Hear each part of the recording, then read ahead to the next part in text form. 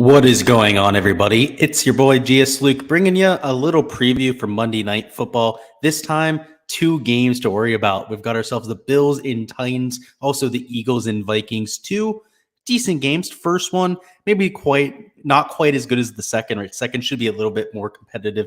Either way, gives us a unique slate, a classic slate here on a Monday night, rather than a showdown slate to break down, which brings in a lot of strategy. So we're going to talk about the implications of it being a classic slate with not a massive pool of players to even choose from, and then how I'm going to go ahead and tack it too. So let's go ahead and start with an injury report, as we always do here, which is the most prudent way to start your research for any slate. So we'll look at the early game to begin, which is the Titans at the Bills, which is the lower total of the two games. But more importantly, for fantasy purposes, you also have a larger spread here. So the higher implied total by far is on the Bills side. They're favored by 10 points. The money line is nearly minus 500. A lot of that is reflective of what we saw from Buffalo week one, absolutely spanking the Rams. Looked solid there last week. I shouldn't say last week. Yeah, last week there, week one, and also all of the preseason, to be quite frank with you. And then the Titans against the Giants, right, fell flat on their face. So this could be a little bit of an overreaction. I still do think it should be at least maybe a touchdown spread for either side. Maybe not quite the 10 points that Vegas has it at this point. But I wouldn't be surprised if this was an absolute beatdown, right? I mean, Josh Allen looks like a world killer. He's in his prime at this point. And despite there being slightly windy conditions, that's what I can see in the forecast as of right now. He's got more than strong enough of an arm to get through that wind. You saw it even in that really, really bad weather game he had against the Patriots last year. He still was able to move the ball downfield. So I do like him there quite a bit. In terms of the Titans side, we're going to get to the player pool a little bit later on, but you do have Kyle Phillips, who was questionable. He was rolled in, and for Gabe Davis, he was rolled out. So that's the injury situation. So if you didn't hear it, Phillips in, Gabe Davis out. And the implications of Davis being out are a lot more important than somebody like Kyle Phillips playing. So Gabe Davis going down, he's the number 2 threat there for Buffalo, which is going to open up, first off, Jamison Crowder to get a few more snaps, but a few of his tertiary players to also start to get a little bit more of the workload. You're going to see a little bit more snaps going to somebody like Dawson Knox, a few more looks going his way. Guys like Jake Kumro, Khalil Shakur, who are going to be active for tonight's game, might be worth a few looks in at least some of the largest field GPPs. They should be volatile. They're going to be at the min price of $3,000. If it were a pure showdown slate, which of course, there are contests out there tonight, just a little bit smaller, right, for the showdown side. But if you're playing on showdown, guys like a Shakur, guys like a Kumaro are even more viable. So, we're going to be speaking through the 2-game lens at this point, right, for the main slate, where a lot of the larger field contests are. But keep in mind that a lot of this analysis is also applicable, maybe even more so with some of this value picks there for the Tennessee or the Buffalo side there in the showdown slate. Looking at the Vikings versus Eagles, just to get a general viewpoint here, the total is 50 points. It's actually moved up from like the last minute and a half that I was looking at it. It was at 49.5 points. Still a 3-point spread there for the Eagles, which I agree with. I think this should be a close game. I think the only thing I don't agree with is the line itself. I think it should be a pick 'em because I would favor the Vikings by 3 on this spread. I think that they're just a little bit better than the Eagles. And then you have the home field advantage. It seems like rather than wanting to do a pick 'em, they decided to put the -3 there on the Eagles, which maybe they know something that Vegas doesn't. I can just tell you that a lot of people that I've seen are betting on the Vikings here. They looked exceptionally strong under O'Connell. I mean, he was unbelievably effective out there. But something tells me that Vegas might know something that we don't. It happens time and time again. I do think that the Vikings are the better team here, though. So with what I'm playing tonight is I'm playing a lot of Minnesota rushing stacks, which, we'll talk about Cook a little bit later on when we share our projections. Let's see. Do I have him up here as one of our highlighted plays? I do not. I can tell you that he's getting some ownership, but of the guys up top as spend up options at running back, he's the guy that I want to get to because I think he's going to be lower than he should be, at least for a 2-game slate. We have to look at these optimal percentages, not like we would for a showdown slate, but almost, right? There's only twice as many players to deal from there. When we have a 12-player slate, getting into the optimal lineup is a much harder prospect than what it could be here, particularly like for quarterbacks or defenses, right? There's 4 quarterbacks that are going to be viable, 4 defenses that you can even choose from on the slate. And the winning score at defense could be like 6 points tonight, like what you need from an optimal. That's going to be really hard to decide between. And then at quarterback, for example, you only have 4 guys to choose from, right? So it's not like you have that many guys to choose from where you can't figure out these optimal rates, right? And if somebody's 40% owned, like Cook is going to be, so like I said, he's still getting ownership. He might still be optimal 60, 70% of the time. So we have to consider that sort of thing. And a lot of it comes down to pricing. So let me go ahead and stop jibbing jabbering over here. Let's bring up the projections, start talking about some of the actual plays that I like. And a lot of this is going to come down to correlation. So I promised you we'd talk a little bit about the top level strategy here. And for a 2-game slate, we have to treat it, I don't want to say completely differently than any other slate, but it's almost a beast of its own. It can't be a showdown slate, right? So it's kind of showdown oriented. The issue with looking at it as a showdown slate is the pricing's wonky, right? It's got a classic slate's pricing with pretty much a showdown player pool, which means you're going to be overpaying for players and spots. Value is going to be a little bit more expensive than you'd like it to be because, Shakur, right? Kumaro, I mentioned them. They might even get like 10, 15 snaps at the very most tonight. Maybe one of them gets like 20, 25 if they're lucky. He's still $3,000, right? It's not like he's $200 or $1,000 like they might be for a showdown contest. So the strategy is a little bit more different. So when you spend up for somebody like a Justin Jefferson here, who I will be playing tonight, it's going to completely trash your build. I mean, taking somebody at $9,000 is going to force you to spend down at, I would say, at least 2 positions. You're going to have to take like a $4,000 running back, a $3,000, maybe $4,000 wide receiver, spend down at the tight end position potentially. All of the defenses are pretty much in the same range. Oh, so sorry, I didn't mean to do that too fast. You can see they're all relatively the same price, right? $3,200 for the Bills, down to $2,200 for the Titans. It's really hard to build lineups here, and a lot of it comes down to just crunching you in terms of the pricing, but also forcing you into the same sort of value picks. So just to give you an idea on some of the chalk. So we mentioned Gabe Davis is out, right? So I've been projecting that for pretty much all day at this point. A lot of the reports have said that. Isaiah McKenzie down here, I have 35.1% owned. I can tell you it's going to be a lot higher than that in higher dollar contests. So the more you're spending to play in DFS today, the more likely you're going to be to play a McKenzie because he's the quote unquote safe value pick, right? So in large field contests, you might want to avoid playing a McKenzie because a lot of people are going to play him because, it just makes sense to play him. And sure, he might have a decent chance of being in the optimal lineup, right? But he's still $4,100. You spend up $400 more, you're getting guys like Devonta Smith, $5,300. You're getting guys like Adam Thielen. We have to try and take the best plays on the slate and jam them into lineups, which if you're taking Jefferson is going to be a really hard thing to do.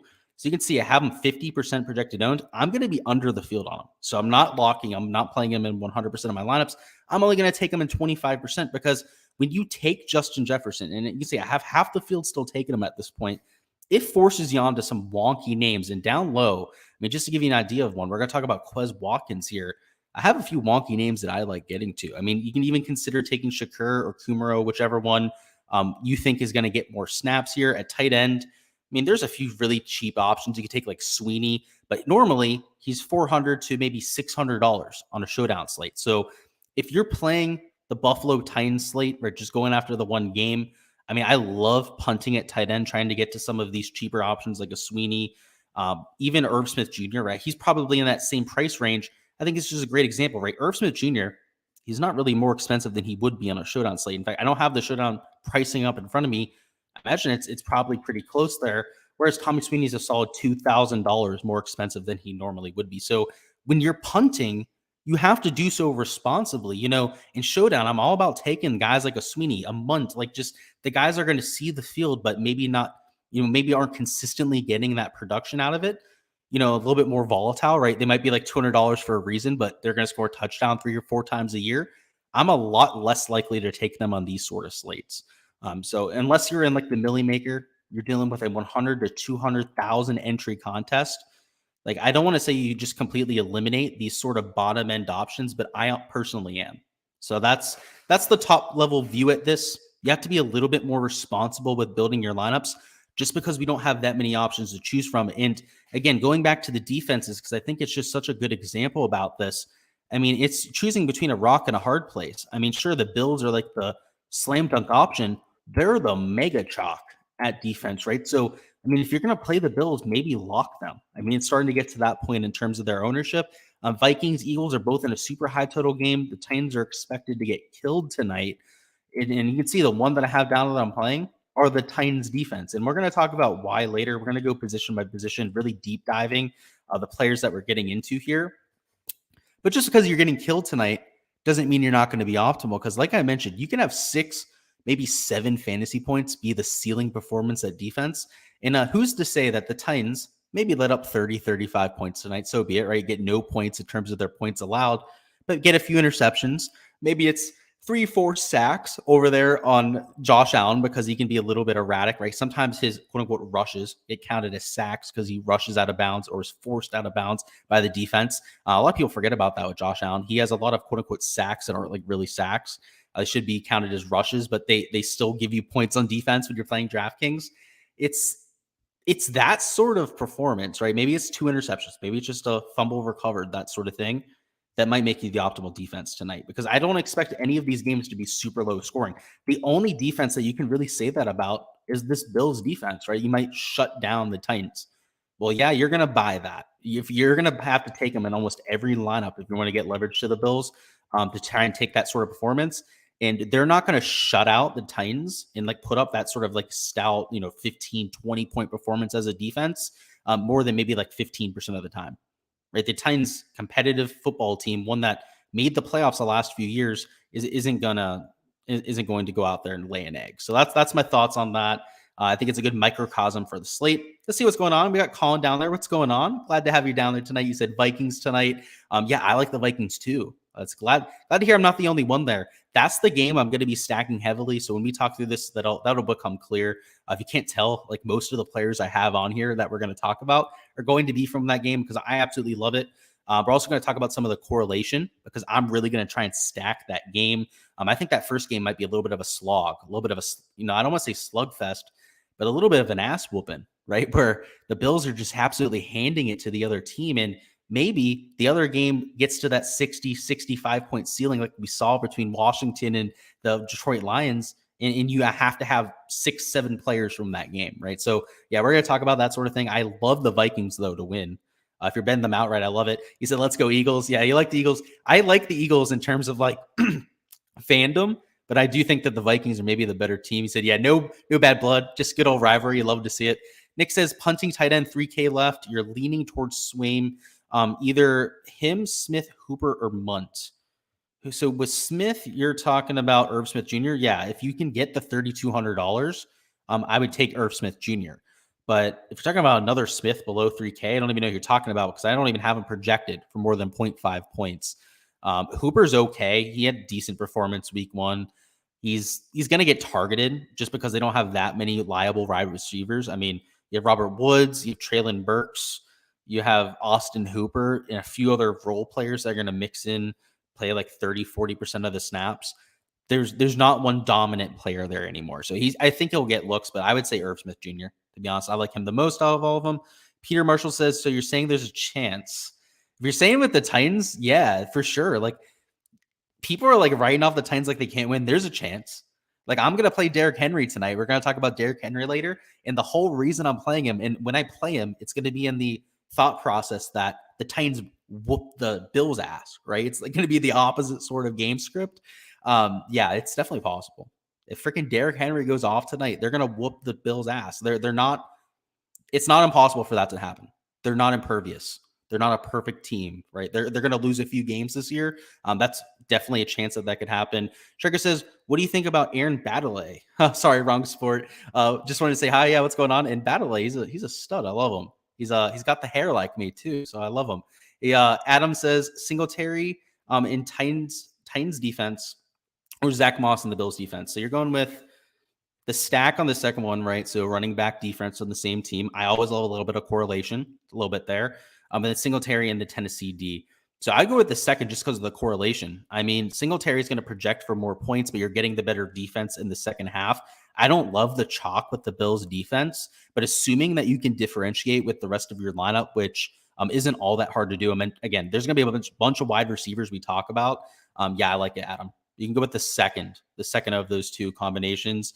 The first one has a little bit of negative correlation that I don't like. So let's talk about the slate, though. We'll get back to your questions. If you have them, feel free to go ahead and comment them down below. But we talked about Jefferson. If you take him, it's going to make your lineup a little bit more unique. I like pairing him with Kirk Cousins, perhaps even using him as a buyback to any Eagles stacks that I decided to go with tonight.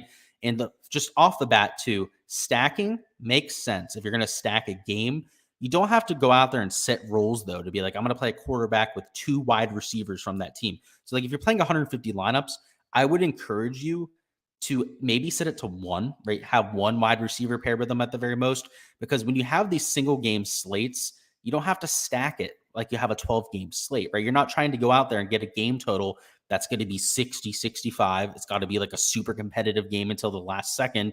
That's great, right? We're trying to get that when there's 12 games to choose from, when more than likely there's going to be one of those games. But when there's 2 games to choose from, anything can happen, right? They could both be low scoring games.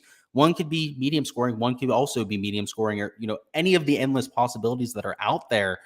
You have to treat it a little bit differently as a result. So for me, just getting to some of these top end players, it makes sense. But I don't like Justin Jefferson as much. I have to say that, just because of what it makes you spend for down low. But if you're trying to get unique, don't look at Justin Jefferson's ownership, because when you're taking Justin Jefferson, you're going to get more than unique players, right? So that's the way I'm getting to him. You're probably going to have to take like a Quez Watkins.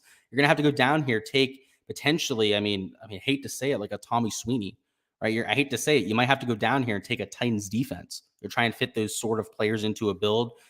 Zach Moss, I know somebody actually mentioned him a little bit earlier. I don't think he's the worst pick at running back.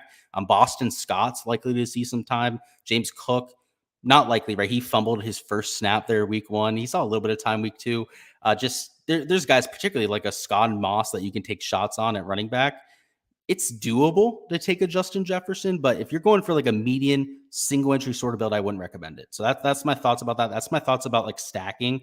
Is you don't have to stack like 2 players from the same team. You can, that's fine, or you can go with the stack like that. I just don't think it's necessary, because there's plenty of game scripts out there that can throw it off balance.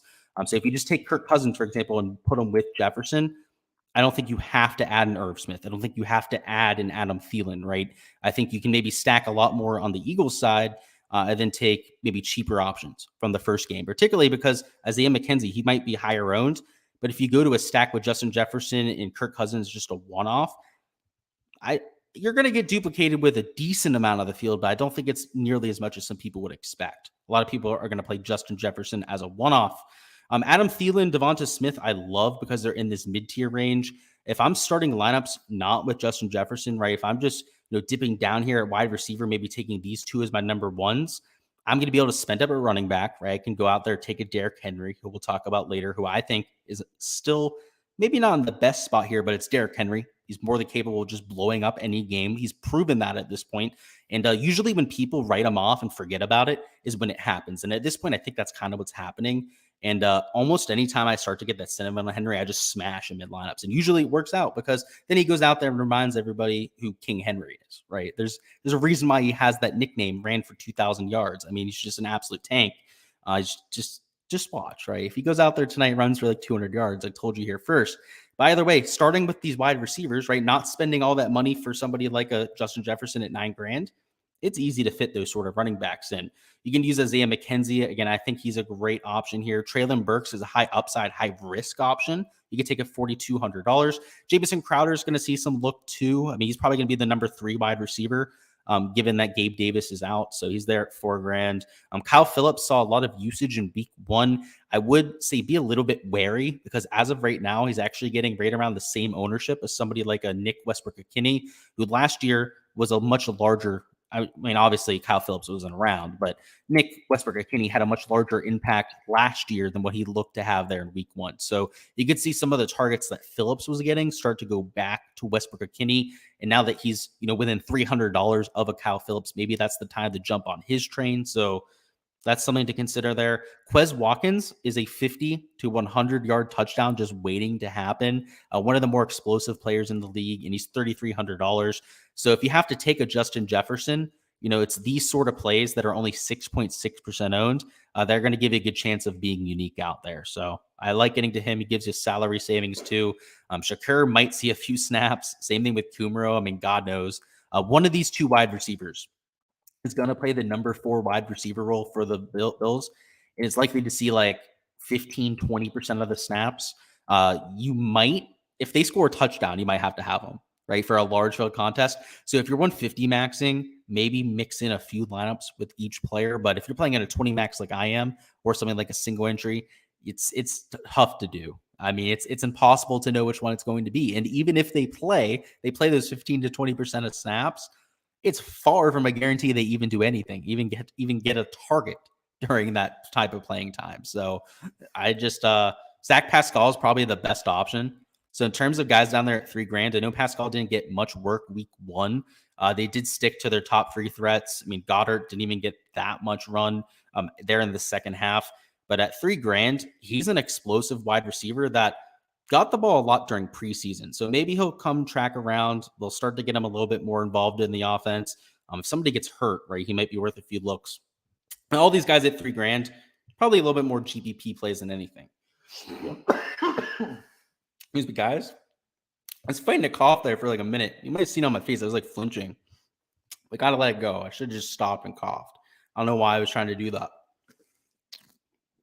Let's see what we got in terms of questions. See if there's anything down there. Nick says, Traylon Burks slate breaker. Might be, right? So I mentioned him a little bit. He said 13 routes ran in 5 targets. If Phillips is out, he's probably your favorite value. So we got news on that. Phillips is playing. So Phillips is active. Who's out? Gabriel Davis is out. Those are the 2 pieces of news that we have for the slate. And he's going to be a little bit hampered, right? I think Nick Westbrook-Ikhine could be that guy too, right? So I talked about him being an option. But yeah, I like Traylon Burks too. I have both of them in my player pool, and they're appropriately priced. Now, I wouldn't play more than one in the lineup because Tennessee, if they're going to be in a positive game script, they're still only going to throw maybe 30, 35 times. If they're behind, they might throw a little bit more often, but that also means that they're playing for behind and haven't scored that many points, or at least we're assuming, right? I mean, I just don't see that game being like 35 to 30. I just don't see it being that sort of track meet between those 2 squads, especially with how good each defensive squad is. I mean, the top 5 units, top 10 units at the very least on either side on defense. Maybe take one of the 2 in a lineup, but I don't know if I'd play them together. But yeah, I tend to agree, man. Him and Westbrook-Ikhine, I expect them to be the number 1 and 2 wide receivers on that team. And if Kyle Phillips is going to be in the same level of ownership, kind of diluting them down, like Traylon Burks and Ikhine would be mega chalky if they went out there and smashed there in week 1. Maybe they're worth a few looks. Let's move on to the next position. So we talked about these wide receivers, talked about some of the cheaper options too. Let's go on to tight end, where I'm really focusing on the higher scoring game, but the one I think is going to be more competitive, the one that I'm going to be trying to stack. So a lot of times when I'm taking Jalen Hurts at quarterback, which we'll talk about the quarterbacks later, or a Kirk Cousins at quarterback, it's going to be mixing in one of these 2 tight ends. They're just a clear stacking option. Goddard's a little bit more expensive, so he's not really a value, but Irv Smith Jr. at 3,200 certainly is in value. And Dawson Knox is getting a ton of ownership. And one thing I'll say about Dawson, sure, he's a pretty damn good fantasy scorer, but he's touchdown dependent. If that guy doesn't go out there and score you a touchdown, he's not going to get you 15 to 20 fantasy points, right? He's going to post you like 8 to 10 fantasy points. He's going to get you like 40, 50 yards, but he's a damn good red zone threat. So he gets there a lot because he catches a lot of touchdowns, and Josh Allen throws a damn lot of touchdowns. Who would have thought, right? Playing with an MVP candidate means you're going to catch a lot of touchdowns as a tight end, but it makes him volatile. If he doesn't get that touchdown production, those players that are using him as chalk might not get there. So I would say just be a little bit cautious with a Dawson Knox there. But Dallas Goedert and Irv Smith Jr. are among my favorite plays on the slate. If you're going to the true cheap options, I guess we talked about Sweeney. You could take him. He's going to see snaps, but it's not going to be all that many. He's probably going to get you like a 2-yard touchdown at the very most there. So I probably won't be getting there. At running back, though, this is where I like spending my salary. So I mentioned Justin Jefferson's going to be like a 25% play for me.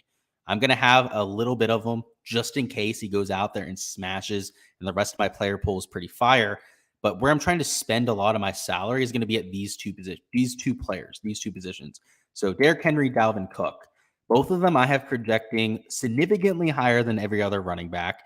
I can see Miles Sanders is here at like 12. Dalvin Cook's actually projecting a little bit higher than Derrick Henry, given the game script that I'm projecting for, which again is that the Vikings win, which is I mean, it's against what most people would say. Like most people think that the Eagles are going to win, right? So they're in the negative game script. Derrick Henry's also in a negative game script too. The thing about this is Derrick Henry's in a super negative game script. So this 42% ownership, and I think, let me double check on my other tab here. Yeah, slightly higher ownership on Dalvin Cook. He might come in lower. I just have this sneaking suspicion that somebody like Derrick Henry might go way, way lower owned than he should be. He's just every person plays that game script game, right? They go there on Twitter, they go, "Oh, we have somebody spamming chat." I'll go ahead and block them there. Sorry about that, boys. No one likes playing the guy in the negative game script. Everyone thinks they're getting cute about it. Everyone thinks that, like, oh, no one pays attention to that. Everyone pays attention to the lines now. And everyone knows at this point from playing Showdown that running backs on the losing team tend to suck, right? But who's to say that Tennessee loses here?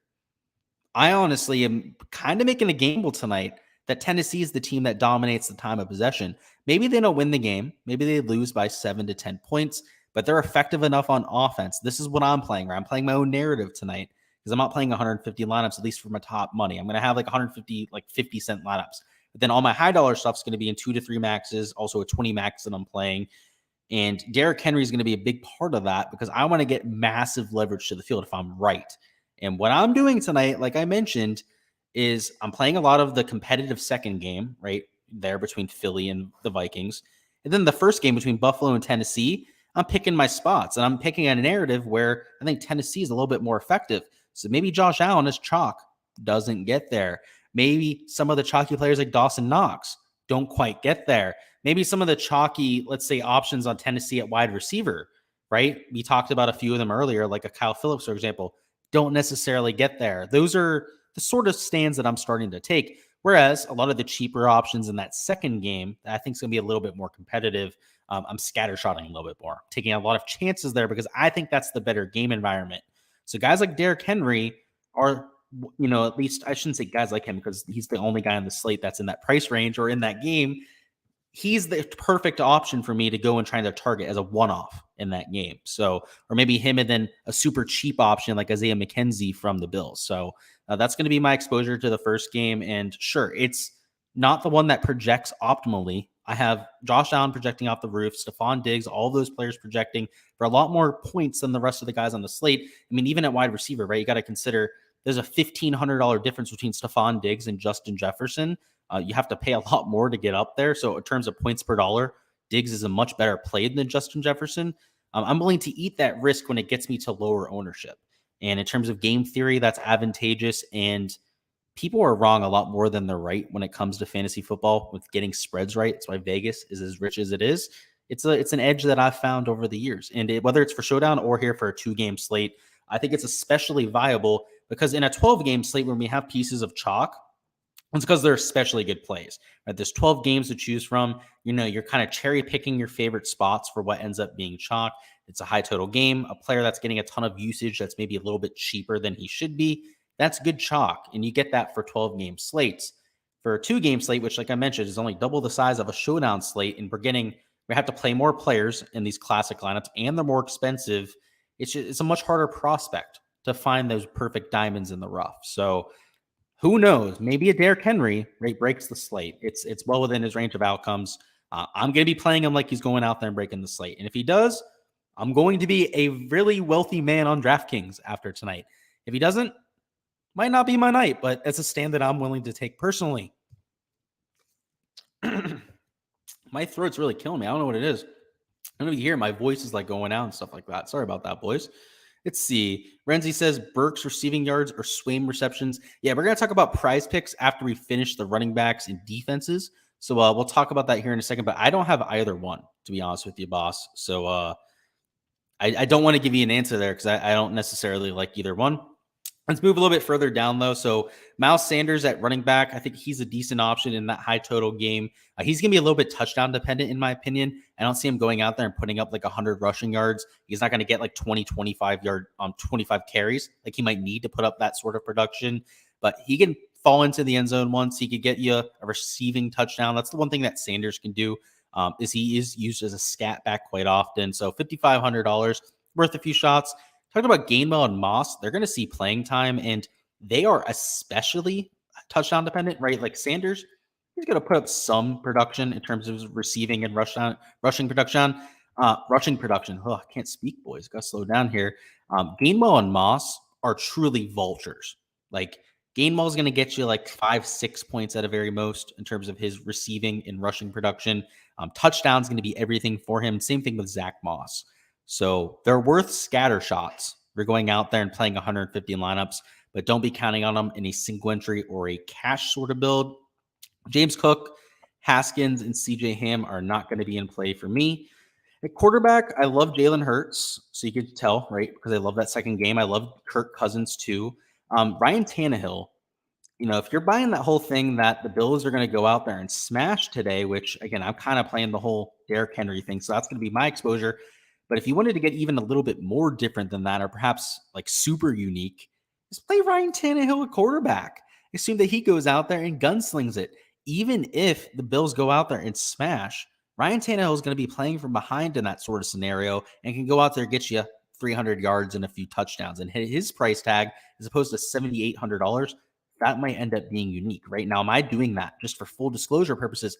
Heck no, I'm not being that ambitious for this slate. But if you wanted to do that rather than playing Derrick Henry and betting against that Bills defense, that could be a way to do that too. So if you're looking for ways to get unique or get leverage on the slate, that's really, I don't want to say the only way to do so, but kind of, right? Like I'm playing these bottom three quarterbacks, the middle two quarterbacks. But if you wanted to really get unique, it would be, maybe play all three of them, right? Play the two middle ones and then try and get a few unique lineups there with Ryan Tannehill. I'm not personally going to be getting there myself, but I wanted to mention it. Defenses, you have the mega chalk with the Bills. All three other options are decent, and I'm just going to be playing all three of them. You have nearly 50% ownership on the Bills, making all three of these plays the Vikings, Eagles, and Titans, and that's despite having high totals. Just clearly the better play. Head and shoulders the better play. The points that you're getting from only letting up a low amount of points hardly ever account for your higher total here with DraftKings. It's all about sacks, all about interceptions, fumbles recovered, all that sort of fun stuff on defense. That's how you score there in terms of DraftKings scoring. So it's kind of been a piece of chalk that I don't even think is worth considering. And sure, if it ends up hitting tonight and 50% of the field has a better defense than me, great, good for you, right? You have a $700 more defense that's going to cost you like 2 fantasy points at the very most, maybe 3 if they end up having a good game out there, the second highest scoring defense. And I could take that $700 or that $300, whatever ends up being in terms of the difference there, and spend up from, let's say, Dawson Knox to a Goddard, right? We go up here, go from somebody like a Devonta Smith to an Adam Thielen there with an $800 difference, right? So let's assume we have a few $100 left over. That matters a whole lot to me. So I'm taking that bet all day, right? I'm going to bet against that chalk defense. We're going to go over the prize picks now. So I'll go ahead and answer any questions too, if there are any, before we hop into that. And we're going to talk through some of my top props. There's a few of them I have my eye on, a few of them I already have in, but let's see what we've got. Nick says, I'm with you on running with fading Jefferson. Yeah, I'm under the field on him, which I guess is a fade. Normally when I fade somebody, I would classify it as like 0%. Because I'm not technically fading them. I'm still playing them in 25% of my laps. But yeah, I feel you on that.